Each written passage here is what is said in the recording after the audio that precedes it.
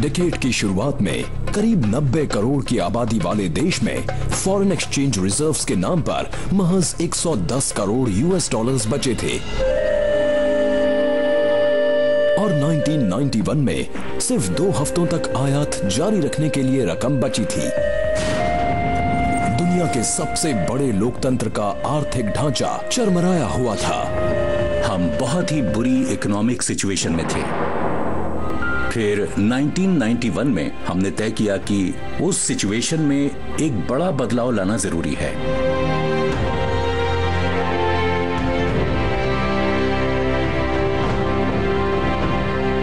और उसके बाद जो हुआ उससे पूरी दुनिया भारत पर ध्यान देने के लिए मजबूर हो गई।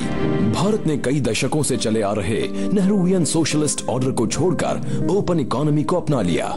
इसने इंडस्ट्री को एक नई सोच दी और लोगों का नजरिया बदला और एक नए किस्म का जोश इस कंट्री में दिखाई दिया और लोग ये कहने लगे कि नई चीजों को ट्राई करने में कोई बुराई नहीं है। मुझे याद है एक सीनियर एडिटर मेरे पास आए और बातों ही बातों में उन्होंने कहा, पता है मेरा बेटा जिसकी अभी नौकरी लगी है वो मुझसे भी ज्यादा पैसे कमा रहा है। एक ऐसे समय पर जहां एक नौजवान भारत अपने पैर जमा कर उड़ान भरने को तैयार हो रहा था, एक युवा किसी के बुरे मंसूबों और साजिश का निशाना बनने वाला था। I am young and I too have a dream. I dream of an India strong, independent, self-reliant and on the front rank of the nations of the world in the service of mankind. हर कोई सदमे में था, गुस्से में था, दुखी था। मेरे लिए तो ये बात बहुत ही दुख पहुंचाने वाली थी क्योंकि वो मुझे अच्छे से जानते थे और मैं उन्हें।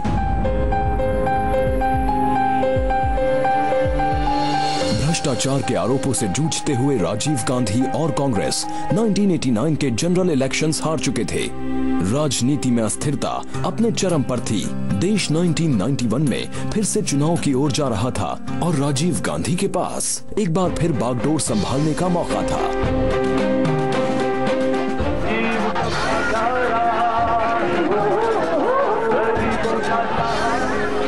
आम जनता का दिल जीतने के लिए उन्होंने उनसे मिलना जुलना पहले से ज्यादा कर दिया। मई 21, 1991 रात के करीब 10:10 हुए थे। तमिलनाडु के श्री पेरम्बुदूर इलाके में अपना भाषण देने के लिए राजीव गांधी पहले से ही लेट थे, लेकिन उस दिन श्री पेरम्बुदूर में जो लोग बेसब्री से उनका इंतजार कर रहे थे वो सिर्फ स्थानीय लोग और कांग्रेस के कार्यकर्ता नहीं थे।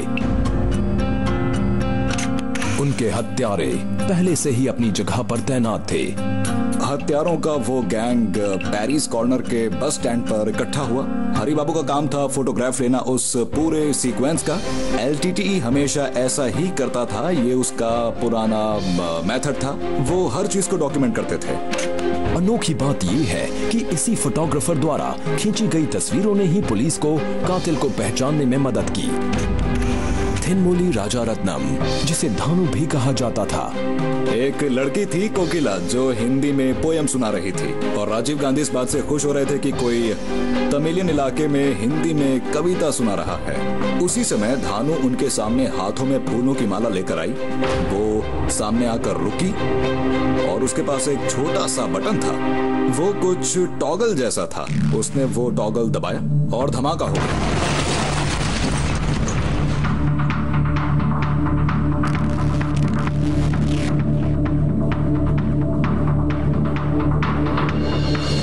एक बड़ा ही जोशीला इलेक्शन कैंपेन, भारत के सबसे बड़े सियासी परिवार के नौजवान करता धरता और एक भयानक हत्या। जांच पड़ताल से एक और शर्मनाक कहानी सामने आई। राजीव गांधी की जान नहीं जाती अगर उस समय इंटेलिजेंस एजेंसीज और लोकल पुलिस ज्यादा चौकन्ने होते तो। 1991 में तमिलनाडु के गांवों में लेडीज सलवार कमीज ज्यादा नहीं पहनती थीं। पुलिस को इसी बात से अलर्ट हो जाना चाहिए था। एक तरह से पूरी छूट थी इस पूरे मामले में। इससे पहले वीपी सिंह भी जब चेन्नई गए थे तब भी ये लोग वीपी सिंह के बहुत करीब पहुंच गए थे और उन्हें भी उसी तरह से माला पहनाई गई, लेकिन इस बार तो धानु ने राजीव गांधी की जान ले ली। एलटीटीई ने राजीव गांधी को कभी माफी नहीं किया इंडियन आर्मी को वहां भेजने के लिए। जिसे बाद में ना चाहते हुए भी LTTE से ही लड़ना पड़ा।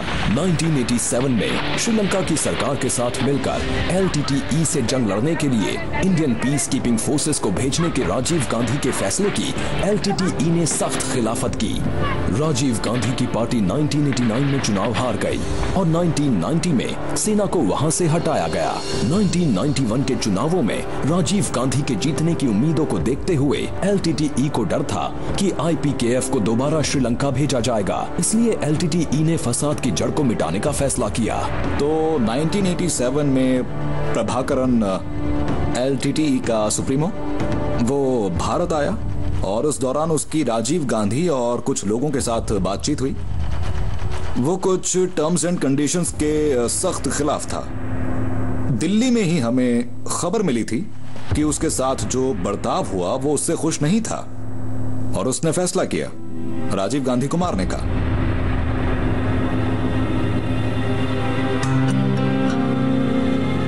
गांधी परिवार के इस सदस्य की अंतिम यात्रा के दौरान पूरा देश गहरे सदमे में था। पूरा इंसिडेंट डिप्रेसिंग तो था ही, साथ ही ये भी लग रहा था कि अगर राजीव गांधी जैसे इंसान के साथ ऐसा हो सकता है तो किसी के साथ भी हो सकता है, और यही तो टेररिज्म का मकसद है, सभी को इनसिक्योरिटी का एहसास कराना।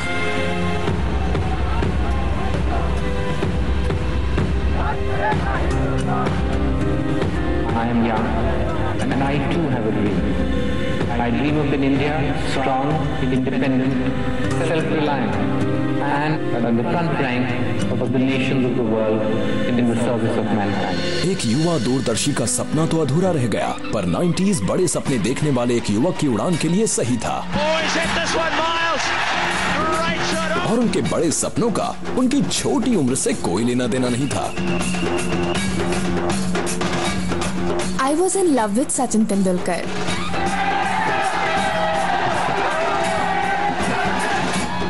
और मेरा दिल टूट गया जब मुझे पता चला कि वो मैरिड है।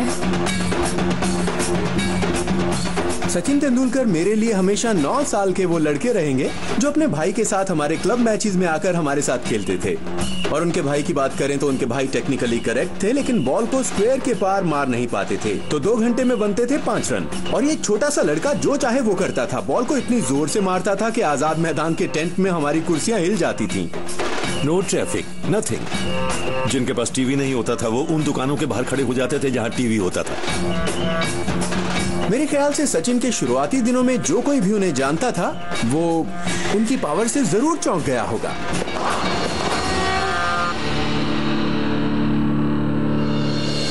अगस्त 1990 में मैनचेस्टर के ओल्ड ट्रैफर्ड में टेस्ट सेंचुरी से लेकर ऑस्ट्रेलिया में अनबीटन 114 रनों तक, और फिर मिड 90s में वो इंडिया के ओपनिंग बैट्समैन बन गए। सचिन अब सिर्फ एक क्रिकेटर नहीं थे। मैं कभी भूल नहीं सकती द डेजर्ट स्टॉर्म, वो शारजा का मैच जब पूरा स्टेडियम खड़े होकर उनके लिए तालियां बजाने लगा। मेरे लिए तो वो उनका सबसे आइकॉनिक मोमेंट था। मास्टर ब्लास्टर ने न सिर्फ इंडियन क्रिकेट का चेहरा बदल कर रख दिया, बल्कि उनकी कामयाबी की दास्तान भारत के उन करोड़ों युवाओं के लिए इंस्पिरेशन बन गई जो अभी बस सपने देखना सीख रहे थे। सचिन भारत की शान बन चुके थे। एक जर्नलिस्ट के तौर पर मुझे याद नहीं आता कि 14 साल की उम्र में किसी भी खिलाड़ी की उस कदर तारीफ हुई हो जिस कदर सचिन तेंदुलकर की हुआ करती थी। पर कई लोगों का मानना है कि इस लेजेंड को एक बड़ा फायदा मिला, और वो है वो शानदार दौर जिसमें वो खेल रहे थे। 90s में सैटेलाइट टेलीविजन की भी भारत में शुरुआत हुई और तेंदुलकर को इंडियन टेलीविजन का पहला सैटेलाइट स्पोर्ट्स हीरो कहा जा सकता है। Sachin, have a Pepsi. Pepsi. Nothing official about it. Gavaskar black and white जमाने के हीरो थे। कपिल देव 80s में छाए हुए थे, वो ट्रांजिशन पीरियड था कलर टेलीविजन की ओर। पर satellite television, Sachin Tendulkar satellite television के पहले आइकन हैं। उनका अचीवमेंट सिर्फ उनका ही है, पर मुझे लगता है कि वो अचीवमेंट पूरी दुनिया के सामने लाया गया क्योंकि अचानक इंडिया एक मार्केट बन चुका था। जैसे ही मार्केट्स खुले, खूब सारे प्राइवेट टेलीविजन चैनल्स और इंटरनेशनल ब्रांड्स भारत को आजमाने और परखने के लिए आए और दोनों ही उन नए हीरोज की तलाश में थे जो लोगों में दिलचस्पी जगाकर कारोबार बढ़ाएं, और तेंदुलकर परफेक्ट पैकेज थे। सचिन जैसे इंसान ने जिस तरह का टैलेंट, जो कामयाबी हासिल की है और जिस तरह का मीडिया एक्सपोजर खासकर टेलीविजन ने उनको दिया, they became larger and larger and larger than life. वो चाहे फील्ड पर हो या उसके बाहर, पूरा देश एकजुट होकर सचिन का गुणगान कर रहा था। लेकिन उसी डेकेड में कहीं और एक बड़े पैमाने का झगड़ा फसाद अपने चरम पर पहुंच रहा था। कश्मीर एक रोमांटिक सॉन्ग लोकेशन से बदलकर मतभेदों और राजनीति का केंद्र बनने जा रहा था।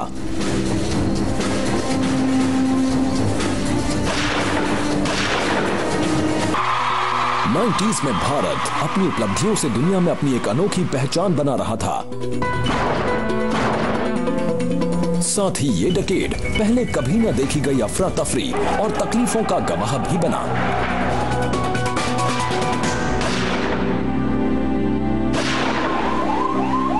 मेरे जैसे आम इंसान का कश्मीर में जाने पर रोक लगाया जाना एक बहुत बड़ा झटका था।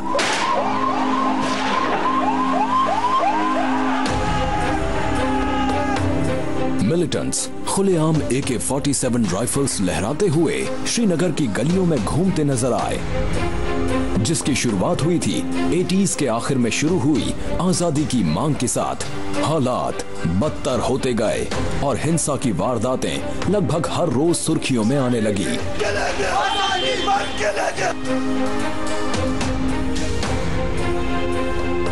मैंने जहां पर अपना बचपन बिताया है वो है कश्मीर। उसे उस दर्द और उथल पुथल से गुजरता देखकर और किसी भी मजहब पर किसी भी किस्म का हमला होना, ये इंसानियत के लिए खतरे की घंटी है। खतरे की घंटी असल में मिड 80s के आसपास ही बज गई थी। कश्मीरियों के आक्रोश के पहले संकेत ऐसी जगह देखे गए जिसकी उम्मीद नहीं थी। एक बार एक क्रिकेट मैच खेला जा रहा था जो मेरे ख्याल से इंडिया और वेस्ट इंडीज के बीच था, और श्रीनगर में भीड़ ने सामने वाली टीम को चीयर करना शुरू किया, यानी कि वेस्ट इंडीज के लिए। और तब हमें पहला साइन मिला कि कहीं ना कहीं कुछ गड़बड़ है, क्योंकि तब तक टेलीविजन लाइव हो चुका था। अलगाव के एहसास की आग धीरे धीरे सुलगकर एक जबरदस्त सेपरेटिस्ट मूवमेंट बन गई। कई लोगों का मानना है कि 1987 के चुनाव ने यह तय कर दिया कि कश्मीर किस राह चलेगा।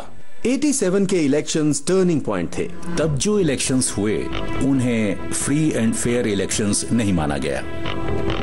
उनमें से ज्यादातर इलेक्शंस में गड़बड़ी हुई। मुझे अब भी याद है, कई साल बाद मैं सैयद सलाउद्दीन से मिला। तब तक वो हिजबुल मुजाहिदीन का लीडर बन चुका था। मुझे याद है उसने मुझसे कहा था कि पता है, मैं श्रीनगर में PWD मिनिस्टर बन जाता अगर उस समय इलेक्शन में गड़बड़ी ना हुई होती तो। उसका एजेंट था यासिन मलिक। इलेक्शन में वो लड़ रहा था। अगर वो इलेक्शन जीत जाता तो क्या पता, शायद वो सरकार में एक मिनिस्टर होता और यासिन मलिक उसका सेक्रेटरी। और हुआ ये कि यासिन मलिक JKLF का हेड बन गया और सलाउद्दीन हेड बन गया हिजबुल मुजाहिदीन का। आने वाले डेकेड में हिजबुल मुजाहिदीन और जम्मू कश्मीर लिबरेशन फ्रंट दोनों आतंकवाद का माहौल फैलाकर आजाद कश्मीर की मांग करने लगे। इससे घाटी में हमेशा के लिए सांप्रदायिक तनाव बन गया।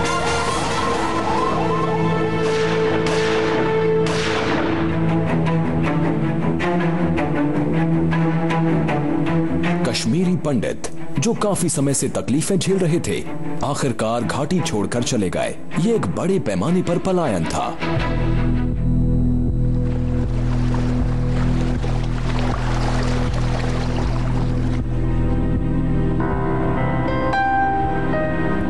जब भी मैं कश्मीर जाता हूँ तो बहुत दुखी होकर लौटता हूँ। वो दुनिया की सबसे खूबसूरत वादियां हैं, लेकिन वहाँ हिंसा हमेशा के लिए है।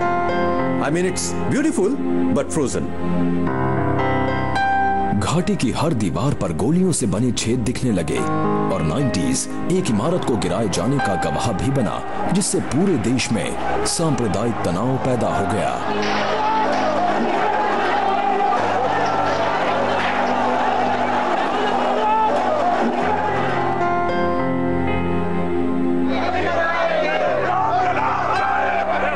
हिस्ट्री पर नजर डालें और उस वक्त का जायजा लें जब इस देश का पोलराइजेशन हुआ और इसके सेक्युलर ढांचे को हर तरह से स्ट्रेच किया गया। असर ये हुआ कि बात बाबरी मस्जिद को गिराने तक पहुंच गई। गोली खाएंगे, मंदिर वहीं बुलाएंगे, लाठी गोली खाएंगे, मंदिर वहीं बुलाएंगे। वो 6 दिसंबर 1992 का दिन था। उत्तर भारत के कार सेवकों की एक बहुत बड़ी भीड़ अयोध्या में बाबरी मस्जिद की तरफ बढ़ी। उनके सर पर जुनून सवार था कि किसी भी हाल में उन्हें राम जन्मभूमि को दोबारा अपने कब्जे में लेना है।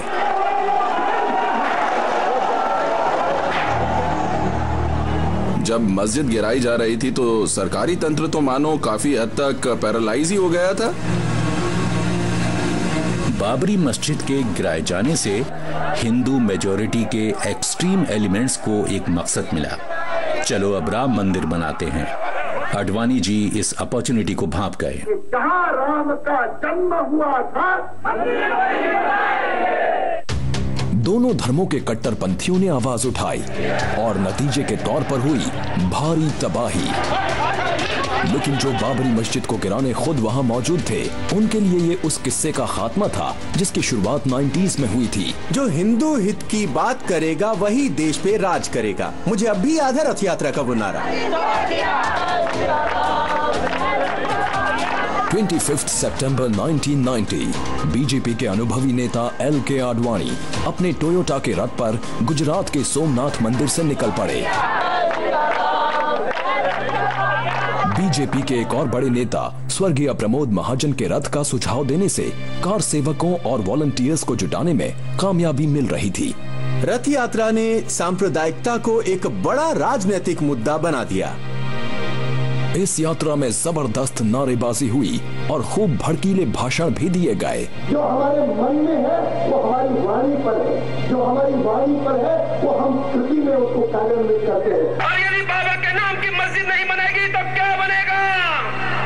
वो क्या बनेगा?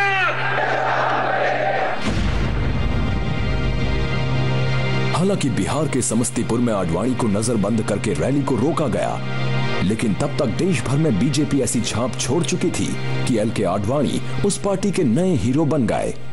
LK आडवाणी असल में बहुत ही वो शब्दों में यकीन रखते थे। वो बहुत बुक्स पढ़ते थे। वो वाजपेयी जी की तरह कोई ड्रामेटिक पब्लिक स्पीकर नहीं थे, लेकिन उस समय वो पार्टी में अपना बड़ा आइडिया फैला पाए जो था सेक्युलरिज्म वर्सेस सूडो सेक्युलरिज्म। वो राम जन्मभूमि आंदोलन का सहारा लेकर लगभग रातों रात एक तरह से हिंदुत्व पॉलिटिक्स का चेहरा बन गए। मुझे याद है बरसों बाद मैंने आडवाणी जी से पूछा कि आपकी छवि एक हिंदू मिलिटेंट की बन गई थी, और उन्होंने पलटकर मुझसे कहा नहीं, मुझमें मिलिटेंट का कोई अंश तक नहीं है। और उनकी वाइफ मेरे साथ बैठी थी। उनसे मुस्कुराकर उन्होंने पूछा कि क्या मैं मिलिटेंट हूँ, क्या मुझमें कोई मिलिटेंसी है? 90s में हिंदुत्व पॉलिटिक्स एक बड़ा वैकल्पिक सिद्धांत बनकर उभरा और बीजेपी ने राष्ट्रीय राजनीति में अपनी पकड़ और मजबूत कर ली और जनरल इलेक्शंस में बीजेपी का आंकड़ा 1989 के 85 से बढ़कर 1991 में 120 तक पहुंच गया। कुछ लोगों का ये भी मानना है कि उसने उस समय के दूसरे अहम राजनीतिक आंदोलनों को भी फीका साबित कर दिया, खासकर मंडल आंदोलन। 1979 में स्थापित BP मंडल कमीशन ने सुझाव दिया कि अदर बैकवर्ड क्लासेस यानी कि OBCs को सरकारी नौकरियों और शैक्षिक संस्थानों में खास कोटा दिया जाए।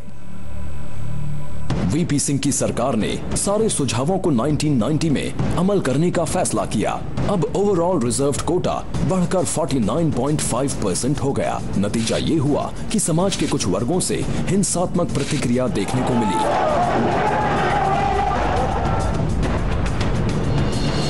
मैंने देखा कैसे नौजवान खुद को मार रहे थे, जिंदा जला रहे थे।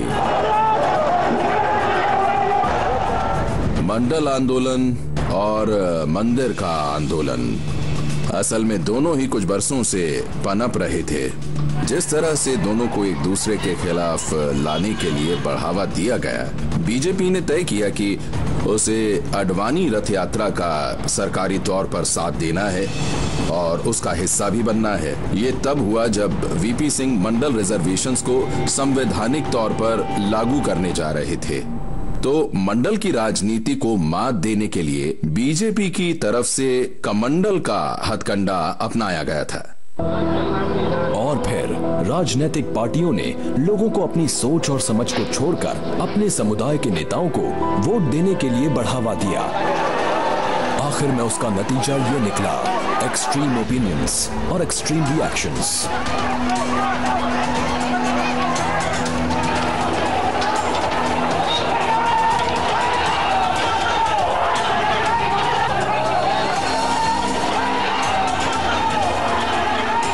अयोध्या और वाराणसी जैसे उत्तर भारतीय शहरों से लेकर मध्य भारत में भोपाल से लेकर पश्चिम में सूरत तक देश के कोने कोने से दंगों की खबरें आ रही थी।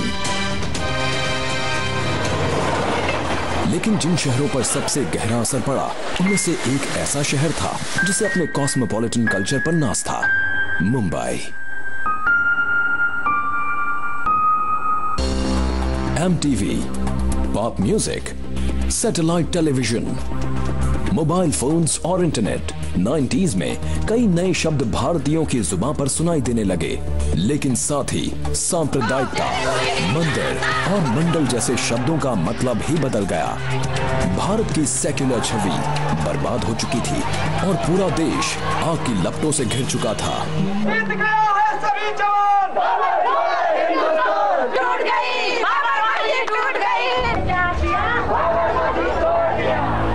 बाबरी मस्जिद को गिराए जाने के खिलाफ देश भर में आवाजें उठने लगी। कई शहरों में दंगे फसाद की खबरें आने लगी, लेकिन इन दंगे फसादों का केंद्र बना मुंबई। किसी को पता चलने से भी पहले हसीन सपनों का यह शहर अचानक एक ऐसा डरावना सपना बन गया जिसे देखकर एक आम मुंबईकर दहल गया। हम एक्चुअली एयरपोर्ट पर फंस गए क्योंकि उन्होंने कहा इट्स बेटर कि अगर आप टेक ऑफ करके मुंबई में लैंड ना करें क्योंकि मुंबई के हालात ठीक नहीं हैं।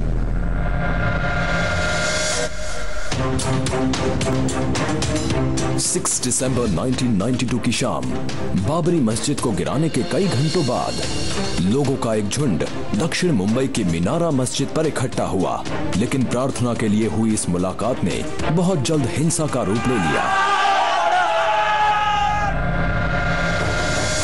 ये एक बहुत ही स्पॉन्टेनियस रिएक्शन था। समुदाय के एक लीडर ने उकसाने वाला भाषण देना शुरू किया। पुलिस समझ गई कि भीड़ अब आपे से बाहर हो सकती है। वो चाहती थी कि भीड़ अलग थलग हो जाए, पर वो टस से मस नहीं हो रही थी और इस वजह से पुलिस को लाठीचार्ज करना पड़ा। हालात बद से बदतर हो गए। 400 से भी ज्यादा दुकानें दक्षिण मुंबई के नल बाजार में जलाई गईं और बहुत जल्द दंगे होने की खबरें पूरी मुंबई से आने लगी।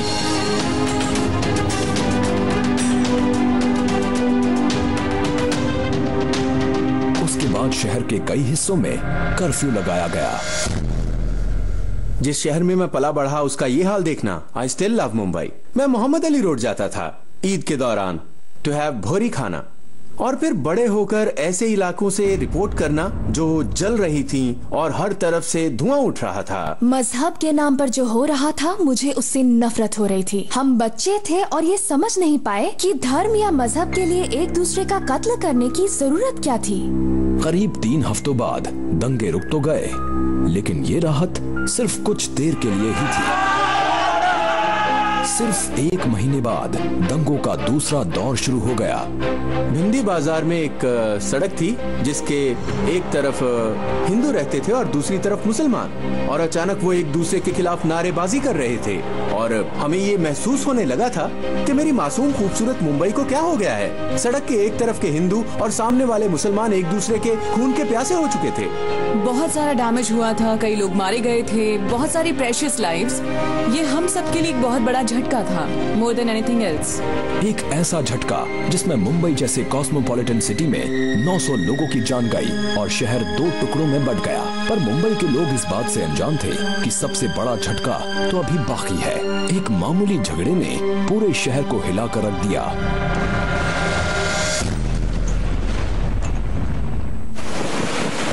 मार्च 1993 दोपहर के 1:30 बज चुके थे और बॉम्बे स्टॉक एक्सचेंज के कर्मचारी अपने काम में बिजी थे। एक जबरदस्त आवाज ने सबका ध्यान अपनी ओर खींच लिया। पहला रिएक्शन तो ये था कि ये शायद सिर्फ एक रूमर है, और फिर किसी ने मुझे कॉल करके कहा कि नहीं, सच में ब्लास्ट हुआ है। तो हम तुरंत एक्सचेंज के लिए निकले। हम दंग रह गए, हैरान हो गए, क्योंकि हमें कोई अंदाजा ही नहीं था कि ये ब्लास्ट आखिर हुए क्यों है। जब हम वहाँ खड़े थे और किसी को अंदर नहीं जाने दिया जा रहा था क्योंकि बिल्डिंग को खाली किया जा रहा था, हमें खबर मिली कि एयर इंडिया बिल्डिंग में भी ब्लास्ट हुआ है।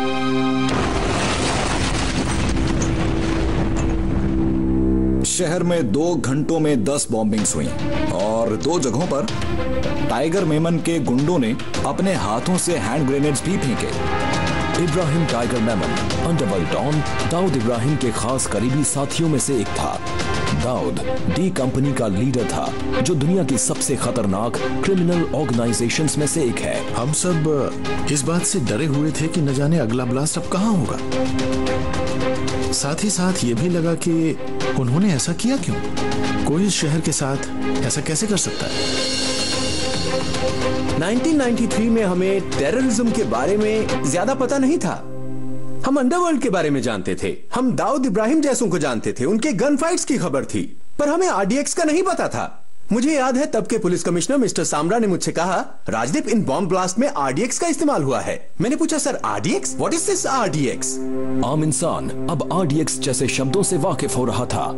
जिस ब्लास्ट ने 257 लोगों की जान ली और 700 से ज्यादा को घायल किया, उसने पुलिस को भी परेशान कर दिया था। लेकिन बहुत जल्द मुजरिम का पता चलने वाला था। एक चार्टर्ड अकाउंटेंट मेरे पास आए और उन्होंने मुझे बताया कि मेमन का भाई कई लोगों को काफी भारी रकम ट्रांसफर करके भाग चुका है। ये तो बिल्कुल बदला लेने जैसा था। ये एक चेतावनी थी कि अगर हमारे खिलाफ कुछ किया गया तो हम तुम्हारे शहर का भी ऐसा ही हाल करेंगे। करीब 8 महीनों बाद पुलिस ने 189 लोगों के खिलाफ चार्जशीट फाइल की और 1 साल बाद टाइगर मेमन के भाई याकूब को गिरफ्तार किया। और फिर एक फिल्म की कहानी एक सुपरस्टार की जिंदगी की हकीकत बन गई।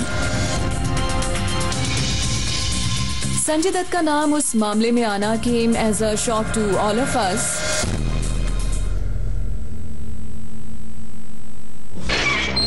संजय दत्त उस वक्त एक बड़े बॉलीवुड स्टार थे और उन पर अपने पास गैर कानूनी तौर पर AK-56 राइफल रखने का आरोप लगा। वो हथियार उस असले के उस कंसाइनमेंट का हिस्सा थे जो मुंबई में ब्लास्ट करवाने वालों के लिए था। वो मेरे साथ मॉरिशस में शूटिंग कर रहे थे, फिल्म थी आतिश। जैसे ही वो मुंबई एयरपोर्ट पर वापस लौटे, कॉप्स ने उन्हें अरेस्ट कर लिया। Caught him at the airport. Sanjay Dutt आतंकवाद के इल्जाम से तो बरी हो गए, लेकिन उन्हें गैर कानूनी तौर पर हथियार रखने के लिए 5 साल की कैद की सजा सुनाई गई।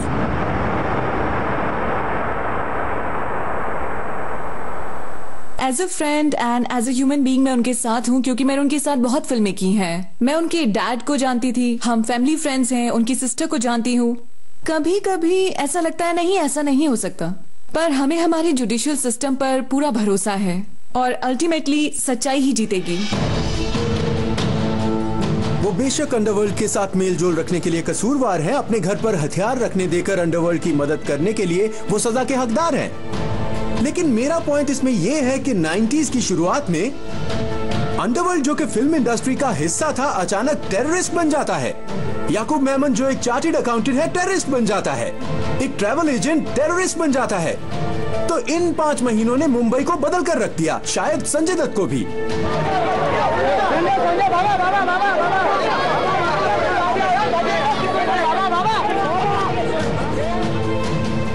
90s में फिल्म इंडस्ट्री और अंडरवर्ल्ड की सांठ-गांठ से सभी वाकिफ थे, लेकिन एक भयानक हत्या से ग्लैमर और जुर्म की दुनिया के जालिम दरिंदों का नाम दुनिया को पता चल गया।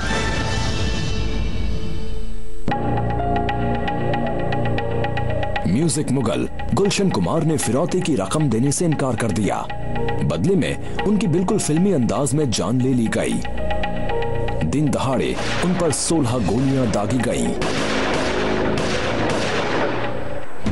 12 अगस्त 1997 जब मिस्टर गुलशन कुमार को बड़ी बेरहमी से अंधेरी के जीत महादेव मंदिर के बाहर मारा गया था। लोगों को अब भी याद है कि वो कैसे रेंग रहे थे और कैसे अबू सलेम फोन पर उनकी चीखें सुन रहा था।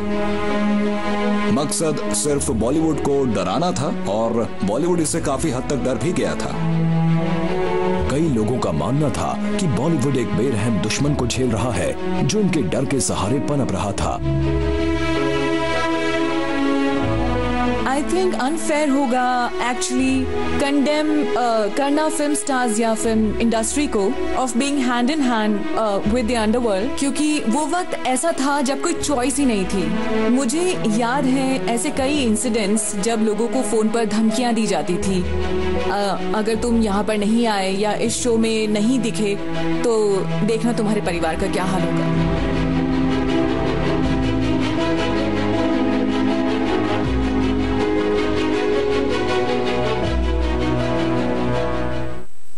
मंदिर, मस्जिद, म्यूजिक और मर्डर के दौर में भारत के मिडिल क्लास में एक नया जोश था। उसमें इतना कॉन्फिडेंस था कि इंटरनेशनल प्लेटफॉर्म्स पर छा सके। To go on to become an ambassador of peace, goodwill, harmony and compassion and try and do full justice to our motto of beauty with a purpose.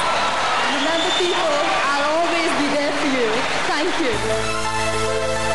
Oh my God, these are really beautiful women. और वो बहुत ही intelligent भी हैं। वो कितनी कमाल की बातें कर रही हैं। It's really cool कि ऐसी लड़कियां हमारे देश को रिप्रेजेंट कर रही हैं इंटरनेशनल प्लेटफॉर्म पर।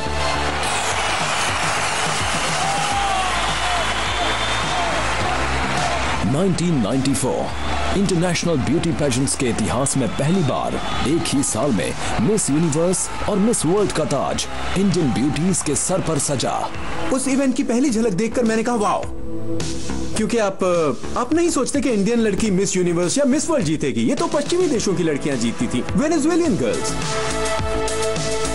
और एक देश जो ग्लोबलाइज्ड इकोनॉमी के दौर में आकर खुद को मजबूत बना रहा था, अचानक खुशी से चौंक गया था। We all were very very proud. वो एक बहुत ही बड़ा पल था हमारे लिए, सुष्मिता सेन और ऐश्वर्या राय का उन ब्यूटी टाइटल्स को जीत कर लाना। यहाँ सभी हैरान हो गए। इससे ब्यूटी को, इंडियन ब्यूटीज को एक नई पहचान मिली एंड इट एम्पावर्ड विमेन। लेकिन हर कोई इंडियन ब्यूटी की जीत से खुश नहीं था। इसे कॉन्स्पिरेसी कहने के कई रीजन हैं, और सच कहूं तो मेरी एक सोच ये भी है कि मैं सुश या दिया में कोई कमी नहीं देखता। वो सभी डिजर्विंग विनर्स हैं। लेकिन जैसा कि मैंने पहले कहा था, I tell you why Indians are winning all the time. This is the cosmetic industry जो इंडिया में आना चाहती हैं। पहले उन्होंने साउथ अमेरिका में पैर जमाया, इसलिए वो जीत रही थी। And now Indians are winning क्योंकि कॉस्मेटिक इंडस्ट्री अब यहाँ जमना चाहती है। मैंने देखी है वो behind the scene thing. Marketers तय करते हैं कि कौन सा देश, कौन सी लड़की जीतेगी। लड़की तो नहीं पर देश वही चुनते हैं। और वो देख पा रहे थे कि इंडिया के कंज्यूमर्स खर्च करने लगे हैं और उनके खरीदने की ताकत बढ़ती जाएगी।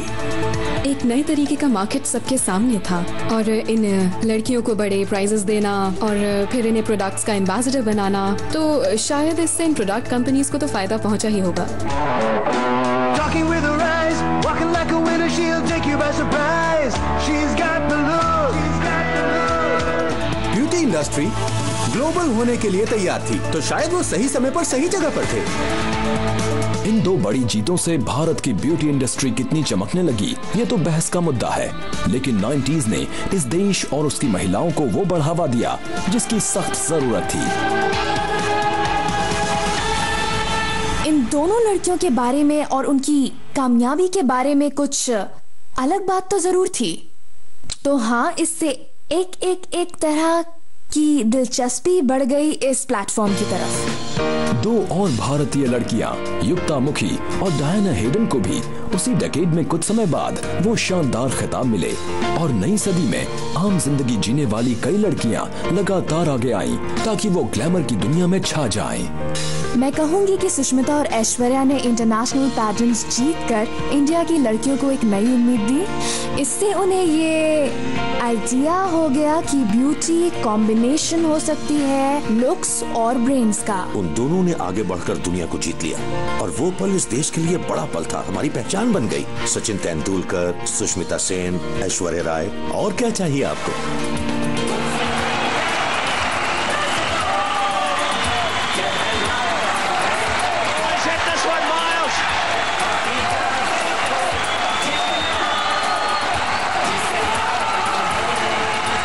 जी हाँ, भारत अब किसी से भी टक्कर ले सकता था और शायद वजह वो दूध था जो ये देश पी रहा था और ये देवताओं का भी मनपसंद था। अचानक से गणपति जी ने दूध पीना शुरू कर दिया। अगर ऐसा हुआ भी तो मेरा सवाल ये था कि उन्होंने पहले ऐसा क्यों नहीं किया था? गणेश जी भला ऐसा क्यों करते? यू नो आई मीन क्या उन्हें दूध की कमी थी या स्वर्ग में दूध की सप्लाई कम हो गई थी? वो बड़ा धरती पर आकर सबके हाथों से दूध क्यों पीते? 21 सितंबर 1995 हजारों लोग गणेश जी के मंदिरों के बाहर हाथों में दूध लिए कतार में खड़े हो गए। आखिर गणेश जी स्वयं अपने प्रिय भक्तों के हाथों से दूध जो पी रहे थे। कैन यू एवर इमेजिन कि पूरा देश बैठकर गणेश जी की मूर्ति को दूध पिलाने की कोशिश कर रहा है और दूसरी तरफ न्यूज चैनल्स तो इसे दिखाकर खूब फायदा उठा रहे थे, ज्यादातर सभी चैनल। वैसे तो पूरे देश के साथ साथ इंटरनेशनल मीडिया भी दूध पीती मूर्तियों का चमत्कार देखने में मशरूफ थी, लेकिन असली चमत्कार तो कहीं और ही हुआ। दूध की बिक्री में सीधे 30% का उछाल आया। इस डेकेड में उतार चढ़ाव के कई दौर आए। देश ने दिव्य चमत्कार के पल भी देखे, पर मुंबई के एक हिस्से से एक आदमी पूरे बाजार से दोनों हाथों से रुपए बटोर रहा था। मिस्टर रानीना, जो कि चेयरमैन थे उनकी कंपनी के, उन्हें कहते थे Amitabh Bachchan of stock markets.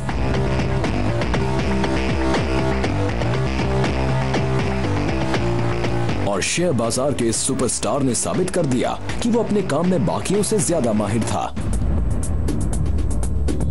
बदनाम स्टॉक ब्रोकर हर्षद मेहता ने सरकार के सिक्योरिटीज के कारोबार में कमियों का फायदा उठाकर मार्केट में अपनी चाल चलकर 4000 करोड़ रुपए बटोर लिए। हमारी सरकार ने, हमारे सिस्टम्स ने और हमारे बैंक्स ने भी आखिर ये होने कैसे दिया? मैं सोचने लगा अगर आपका दिमाग तेज है तो आप रातों रात 500 करोड़ कमा सकते हैं। इस स्कैम ने सबको हैरान परेशान कर दिया था, लेकिन इसकी शुरुआत बहुत ही छोटी और मामूली थी। उन्होंने पहले सिस्टम को समझा। सिक्योरिटी स्कैम होने की एक और वजह यह भी थी कि बैंक्स अपनी ट्रेजरी को ब्रोकर्स को चलाने दे रहे थे और इसीलिए शायद ऐसा हो रहा था कि उन ब्रोकर्स को दिए जा रहे थे चेक्स जो थे करीब सैकड़ों करोड़ों रुपए के उनके अकाउंट में। एक ऐसे दौर में जहां डिजिटाइजेशन होना दूर दूर तक नामुमकिन लग रहा था, ब्रोकर्स गवर्नमेंट सिक्योरिटीज के कारोबार के लिए एक अहम लिंक बन चुके थे। हर्षद मेहता ने इसी का फायदा उठाया। बस इस बार किस्मत ने उनका साथ नहीं दिया।